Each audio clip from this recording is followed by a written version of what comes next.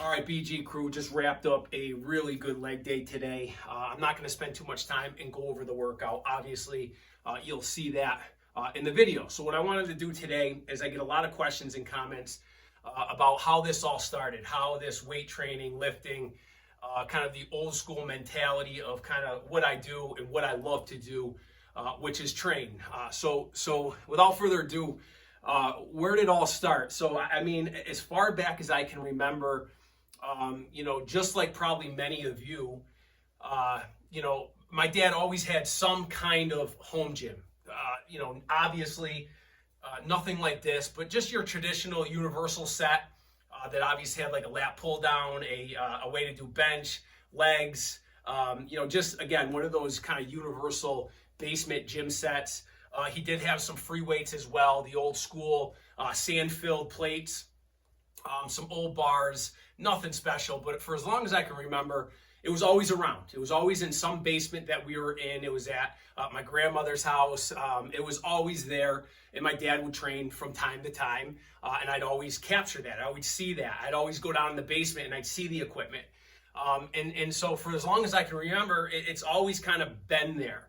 And it's always caught my eye. I was always interested. It was for as long as I can remember, it was always an interest to me. Just strength.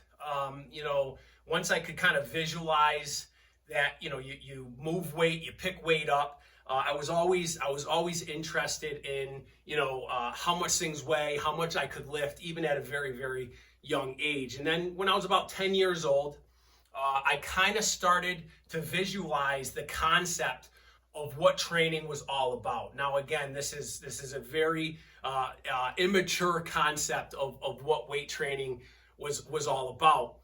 And then obviously from there, it was kind of this vision of looking a certain way. I would say that obviously throughout my childhood, there was probably, or not probably, there was some body dysmorphia and different things like that, always visualizing myself in a different way, or not looking the way that I wanted to look. And I realized, again, about the age of 10, and now again, we're not talking I was full blown doing splits in 5 days a week when I'm 10 years old. But I realized when I was 10, kind of messing around and playing with the weight sets and different things like that, I realized and started to visualize what I was capable of doing for myself, how I could change the way I thought about myself, how I could, change my strength. I started to really kind of put that concept together just by, again, being around it, messing around with the weights at a very young age. Like I said, I can remember 10 years, and maybe even younger, but 10 years old for sure, really kind of putting the concept together. So when I say I've been training for almost 30 years, it really all started, again, the training mentality and starting to figure this whole world out at a very young age. Around 10 years old is kind of when I started to put things together. And then, of course, as I got older, I also started to learn. I've always played sports. I played hockey, I played soccer, basketball, football. Those also played an important role down the road, but still at a young age, it still fit into the concept of competition and sport. And again, just this overall, physical activity. So although I'm young and I'm playing different sports, as like many of you probably had, trying different things, I was always in sports from a very young age. But I put that visual together as well, that this weight training thing, this lifting weights that I was always kind of around and saw, I could think and visualize that physical activity and how it could relate to sports. So again, all this started kind of coming together at a very young age, between like the ages of 10 and 12. And then when I started getting into my teenage years, I really kind of fully invested myself in training. Again, by the time I'm, 11, 12 years old, I'm probably lifting weights maybe 3 times a week, whether that's in the basement, at a friend's house. I know a buddy of mine had a Bowflex. Another buddy of mine had another weight set. Again, the fathers of the world that either messed around in the basement trying to stay toned or doing whatever they were doing. For me, I was always kind of around it, always popped up. And maybe not that it always popped up, but maybe I was always looking for it. And so something that always grabbed my attention when I was at a friend's house or whatnot. And then it was always, again, when I saw it, it was always, being around my friends and trying to lift as much as we could. Or again, the Bowflex when you're young was this new thing that was around, and a buddy of mine had a Bowflex, and we used to mess around on that. And so again, it was just all a part of kind of this age, these ages between like 10 and 12 years old. And then obviously as 12, 13, 14, I start getting more into sports. And primarily at this point, I'm playing basketball and I'm playing football. And then getting ready, obviously, for high school football. Had a great football team, very large football team for where I'm from. The senior class ahead of me had about 18 to 20 seniors. And then my freshman class, there was about 21 of us on the football team that all kind of played up through youth sports. So we're really gearing up to have a good 4 years of football ahead of us. And so I put all that together, and I knew, obviously, listening to coaches and stuff, that training was obviously a very important part of playing football and playing sports. So again, by the time I go from 10 years old, visualizing this concept, knowing that it applied to physical activity in sports, but then 12, 13, 14, actually taking that and applying it and getting bigger, faster, and stronger for sports. And then where it really turned is my sophomore year of high school. This is where it all came together for me as far as training and like really in it training. I actually played varsity basketball my freshman year. And so my sophomore year came, and after my sophomore year, I was obviously very much so invested in weightlifting and playing football and primarily focusing on that. So although I kind of regret it now, I ended up quitting basketball after my sophomore year and put full investment in training during the basketball season. Now I could train all through and get ready for football season, and this is what I did. And so again, it was more or less quitting basketball so I could spend more time in the gym is really what happened. Yes, a visual of getting stronger and better for football, which football for me, I wasn't the greatest athlete, ton of heart. I had really, really poor hips as far as mobility and stuff. Ended up doing, fairly well through high school. Played a small amount of college ball, but throughout this whole process, weight training was always there. It was something that I always did. Now, if I had a program from, a coach in high school for off-season training or whatever, whatever it was, I was always doing some form of weight training outside of my program. So I would do the program, maybe it was an off-season training 4 days a week, really focused on being bigger, faster, stronger type deal.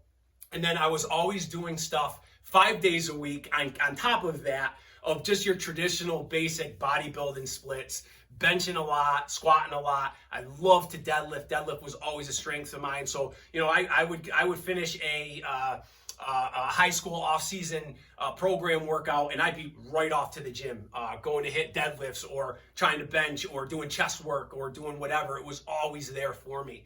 So that's kind of when it really took a turn, and we're weight training in the gym. Although even at a younger age, I always felt comfortable in the gym. I always felt at home, so to speak, escape away from things, just different things like that. But really, it all came together in my early adolescence that, I felt the gym was home to me.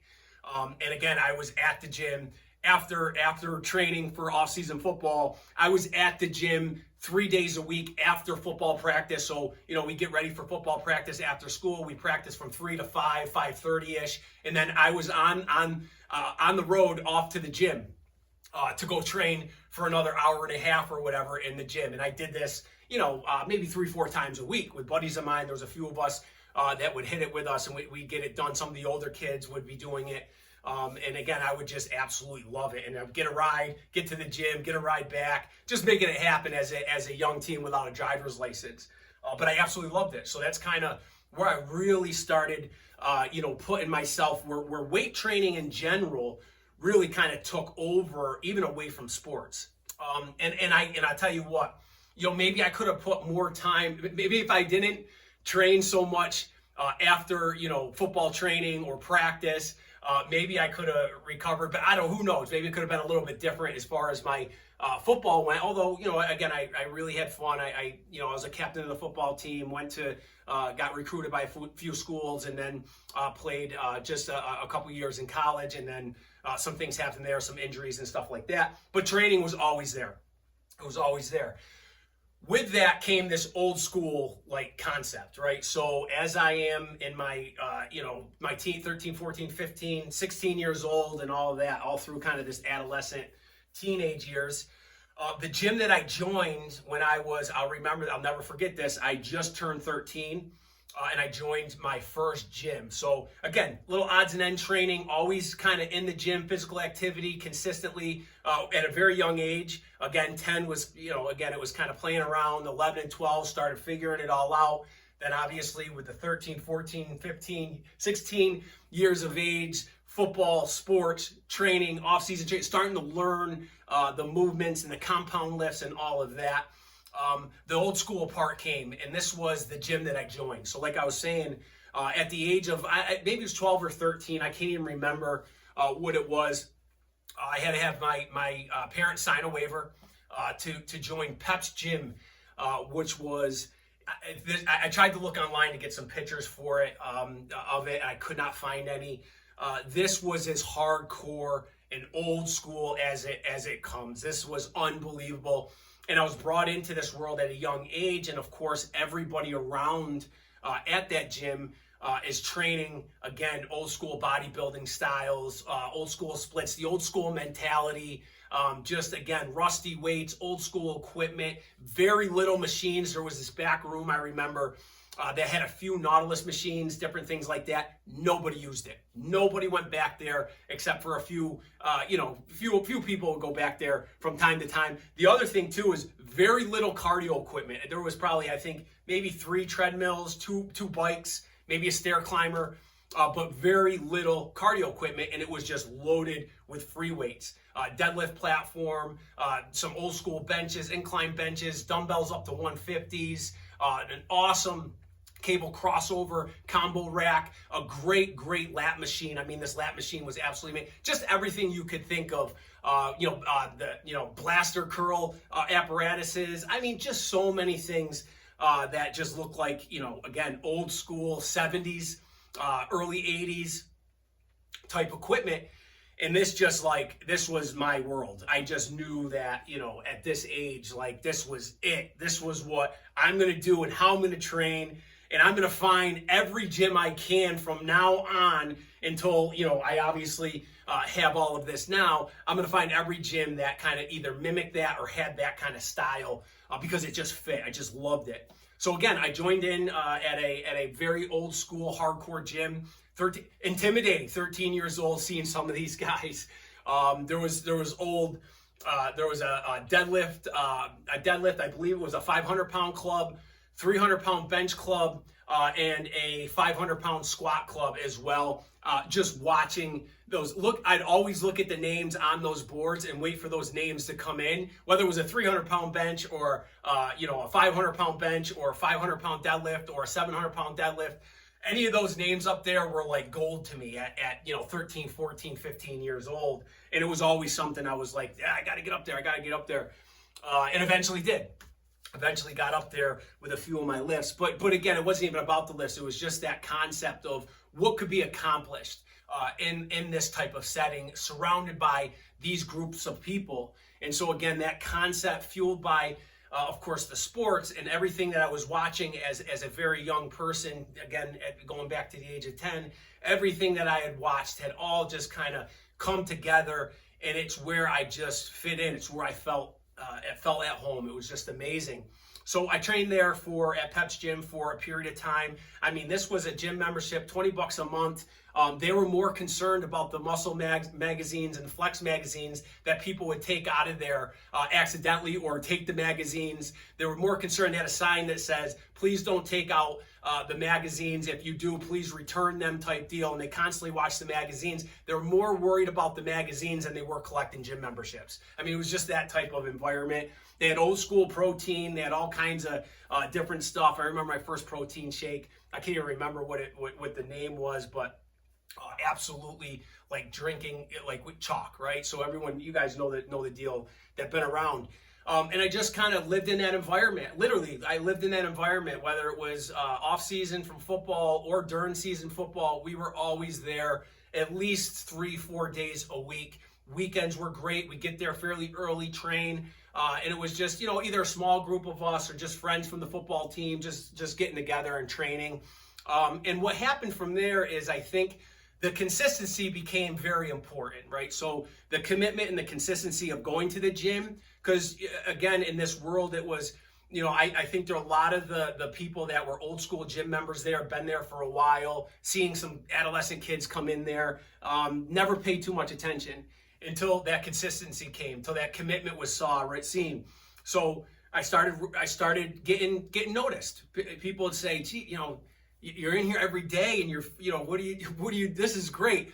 And eventually I started to learn. Now I was someone that was respected to some degree, even as a young adolescent. And this is when I started to listen and learn, because they would start giving me ideas and coaching me to some degree and showing me different things and how to do certain things. And it wasn't about for sport. It wasn't your traditional off-season sports training. This was bodybuilders and powerlifters that were teaching me things. And, again, because of that consistency and that commitment they saw, I was able to, kind of somewhat prove myself and get into that world and start learning as much as I could.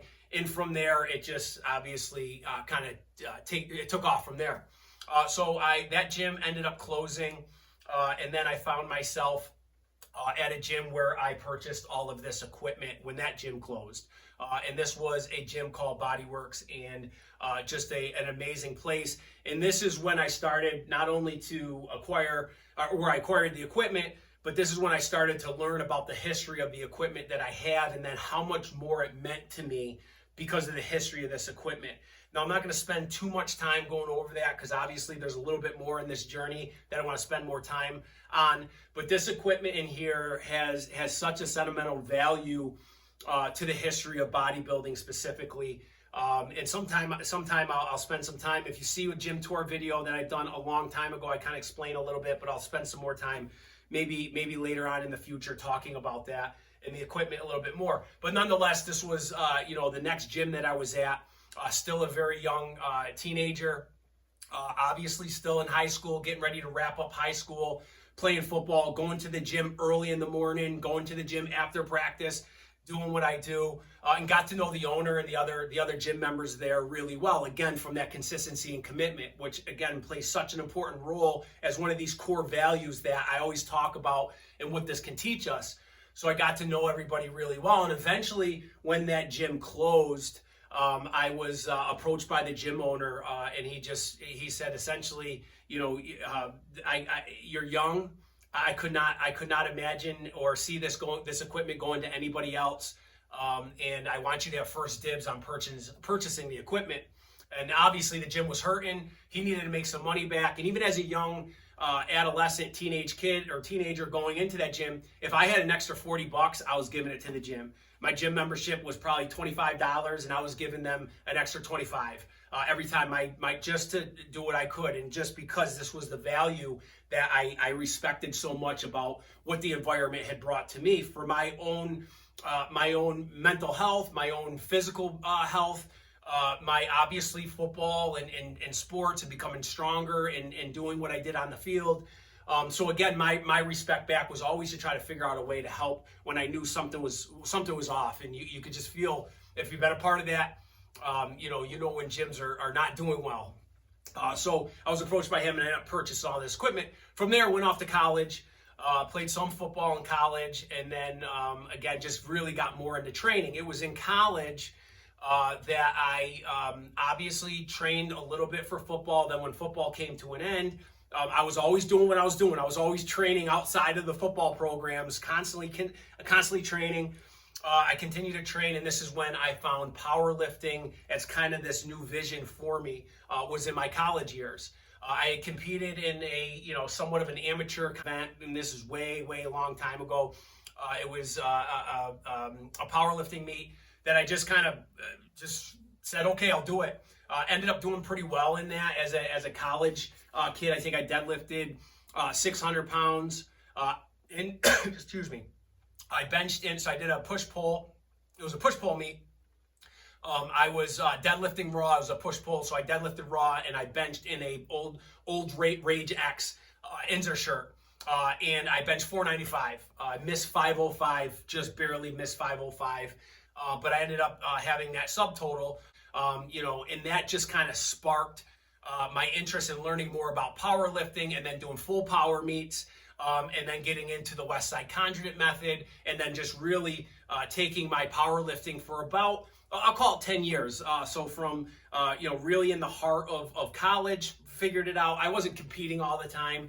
And then as I, got into my early 30s, I started really kind of focusing on competing and training and, equipment. Geared powerlifting was how I wanted to do it because I absolutely loved it. Influenced by Ryan Kennelly, Scott Mendelson, all these amazing benchers and different people in the powerlifting world. And I wanted to compete in gear powerlifting. So I competed and I worked really hard for that, and competed in some meets and got better. I ended up hitting elite totals in 2 weight classes. I hit elite total in the 275s. And then I hit another elite total in the 308s. So I was 275s, I weighed in at 265.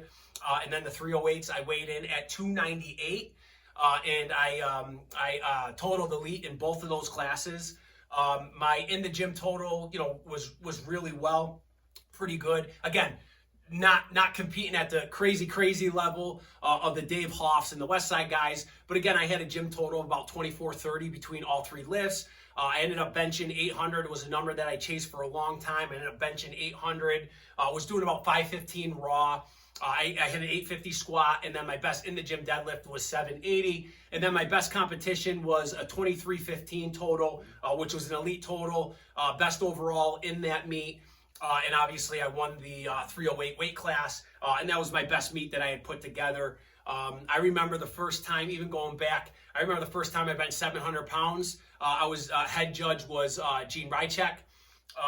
And so that was amazing doing that. I did that in Connecticut. I ended up bombing the meet, but I did bench 700 pounds, although it didn't count. But to have Gene behind me, some of my best friends around, my girlfriend now was around at that time as well. Just amazing day, but I ended up benching 700 pounds. I do have the video somewhere. So that was awesome. But that was my first 700 pound bench. I don't care if it didn't count or not. For me, it counted. And then eventually benched 800 pounds. But again, the best total with one of my best meets that I put together, that 2315. During that time, I had all this equipment and all of that. So I opened a small gym for about 3 years during that process with all this equipment. Obviously had a home gym, opened up a gym, had a small nonprofit attached to the gym where we were raising awareness for cancer. It was called Give Strength. And it was a really cool concept where the concept was strength giving strength. And essentially what we did is we just took all strength sports, whether that was powerlifting, bodybuilding, running, marathons, kayaking, triathlons, whatever it was. We reached out to different areas of the country, got connected with the MCs and the directors of these competitions, and then all their athletes would jump on board, and we would raise money for a cause. And I had a platform set up to do that. We ended up raising, over $300,000 during that time to do that, and donated to various charities all over the country. And the gym was attached to that nonprofit. It was a private gym that we had. I have some pictures and stuff that I can definitely share at some point. And then that gym closed right before COVID. But that was fun. That was interesting, a learning experience. But again, through college and through high school and through everything that I'm talking about, and I missed probably so much during this, it's always been a part of my life. It's always been there. Even from the time I can't remember. I probably, as a very, very young toddler into my very young at 3, 4, 5 years of age, what have you, although I can't remember much from then. It was probably something I always saw in a basement or something like that. So it's always been a part of kind of my vision, my mindset for the most part. So that's kind of how it all started and where it went. There's obviously pieces that I said, like I said, that I might have missed. But this is kind of where we're at today with all of this. And I'm just very grateful for all of it and what I learned. And again, now as I'm talking about it, I know I missed some things. So please ask a question or throw a comment and ask me about something, and maybe it'll trigger, because I have so many memories and so many different experiences from the gym and just from this whole life. Of course, I went to the 2 gyms that I spoke of, Peps and Bodyworks. Of course, I went to a Gold's Gym while I was in college, just because our college gym didn't have everything that I needed. So I got a membership to Gold's Gym. So I had that experience of a Gold's Gym for about 3 years, or 2.5, 3 years while I was in college. Going to work, doing school, going to the gym. Most of you may know the deal, how that all kind of fits in. So I've been to a Gold's Gym. Really, again, it's always been kind of old school, hardcore gyms for the most part. And again, then when I was, going back, so here's something I forgot. So when I bought this equipment, I don't even know, 17 maybe, just before I went to college. I had obviously worked. I was always working. I worked on a farm. I worked at a grocery store. I got my working papers at 12 years old. I was bussing tables at some high-end resort at 12 years old during the summers. Got the job at the farm. I worked that for 4 years while I was in high school. Again, practices and all of this fun stuff, still doing my work on the weekend and making money. Always was making money. So I had money in the bank. So when I got approached by the owner to buy this, I emptied my bank account right before I went to college, opened up a storage unit, put all this equipment in, because I knew that when I was done with school, obviously I was going to gyms when I was at school. I wasn't training in the storage unit, that's for sure, although that would have been pretty cool. I always knew that I was going to have some form of home gym. So that was always a part of this. When I built my first house, I actually poured a 10-foot foundation just so I could fit the Smith machine downstairs, the one you guys see outside. Like literally, this was my mindset for a home gym. So it's always been a part of that. From that home gym, I moved it into the gym, acquired some equipment along the way, and then when that gym closed, here I am today with the same equipment. But again, there's another piece that I kind of forgot to mention. I stored this stuff for about 4 years, paying storage unit fees, going in, checking on it, cleaning up. I had good friends of mine that would go and clean the equipment up, and I had some great friends of mine that helped me move it. Several times. I get questions a lot or comments, wait till he has to move that stuff again. I've moved this stuff so many times that I know the system for it, how to break stuff down, how to rebuild it, and how to clean it, how to just do whatever to it. It's just been with me. It's been with me for so long. And then hopefully someday I'll pass it all down to my son, and what a beautiful thing that will be. But yeah, so that's kind of a little bit. Sorry, I rambled. I was probably all over the place with some of this, but that's kind of how it all started. So I'm going to shut up, and I will definitely leave a question or comment so I can respond to it, to help me kind of wrap my thoughts around some of this, because there's a lot to it. There's a lot more to this. So with that, guys, we will see you for the next workout.